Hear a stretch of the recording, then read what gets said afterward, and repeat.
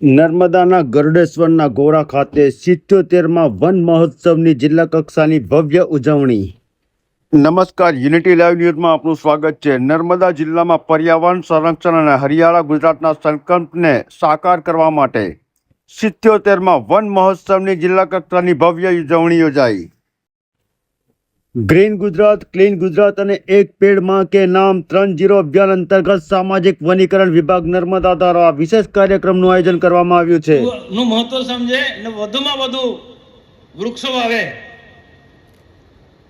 તમારા નોલેજનો લોકોને ફાયદો થાય એટલે આજે થોડા તમારા વખાણ પણ કરું છું મેં. એવા શબ્દશરણભાઈ તડવી અને ગરુડેશ્વર તાલુકાના ગોરા સ્થિત એકલવ્ય મોડેલ રેસિડેન્શિયલ સ્કૂલ ખાતે આ પાવન અને પર્યાવરણ લક્ષી કાર્યક્રમ યોજાયો. આ પ્રસંગે ભરૂચના માન્ય સાંસદ શ્રી મનસુખભાઈ વસાવા, નર્મદા જિલ્લા પંચાયતના પ્રમુખ શ્રીમતી અંજનાબેન વસાવા, નાદોદના ધારાસભ્ય ડોક્ટર દર્શનાબેન દેશમુખ સહિતના અગ્રણીઓ ઉપસ્થિત રહ્યા. જિલ્લા કલેક્ટર શ્રી ગંગાસિંહ અને નાયબ વન સંરક્ષક શ્રી ગૌરવ પ્રજાપતિના માર્ગદર્શન હેઠળ કાર્યક્રમમાં વૃક્ષારોપણ તેમજ રોપા વિતરણનું આયોજન કરવામાં આવ્યું હતું.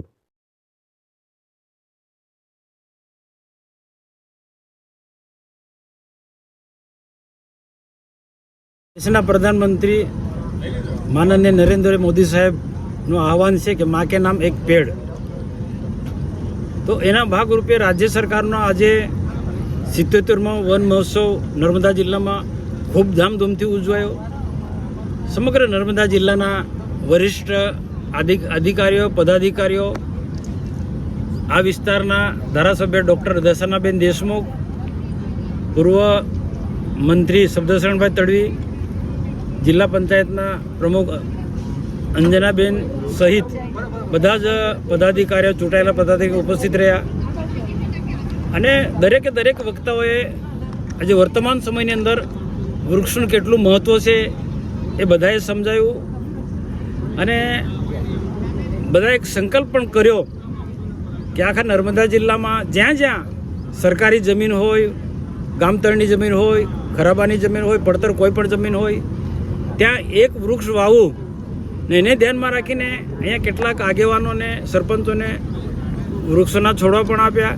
અને એક રથ આજે ગામડે ગામડે ફરવાનો છે, દરેક ગ્રામ પંચાયત પર જઈને ત્યાં વૃક્ષોનું મહત્ત્વ સમજાવશે અને અલગ અલગ વૃક્ષોના ત્યાં રોપા આપશે, જે ગામના આગેવાનોને સમજાવશે. અને ગામના લોકો પણ આ 70માં વન મહોત્સવનો આખો સંદેશો સમજી અને વૃક્ષોનું વાવેતર કરશે.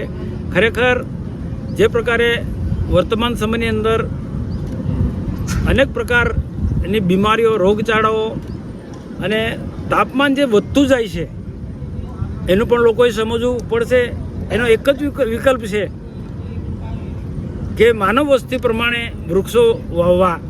મેં તો ત્યાં સુધી વાત કરી કે ગામમાં પ્રધાનમંત્રી આવાસ જે લાભાર્થીને મળ્યું હોય તો આગળના ભાગમાં અને પાછળના ભાગમાં પણ એક વૃક્ષ વાળું કે જેથી કરીને ઉનાળામાં એને છાંયડો મળે.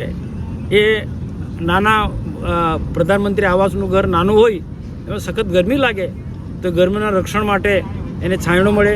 આ પ્રકારની અપીલ કરી અને ખૂબ આ 77માં વન મહોત્સવની ઉજવણીમાં ઉપસ્થિત રહેલા તમામ મહાનુભાવો, અધિકારીઓ અને વૃક્ષ પ્રેમી નાગરિકોનો વન વિભાગ દ્વારા હૃદયપૂર્વક આભાર વ્યક્ત કરવામાં આવ્યો. પ્રકૃતિને બચાવવાનો સંકલ્પ લઈ વધુને વધુ વૃક્ષો વાવીએ અને હરિયાળા નર્મદાના નિર્માણમાં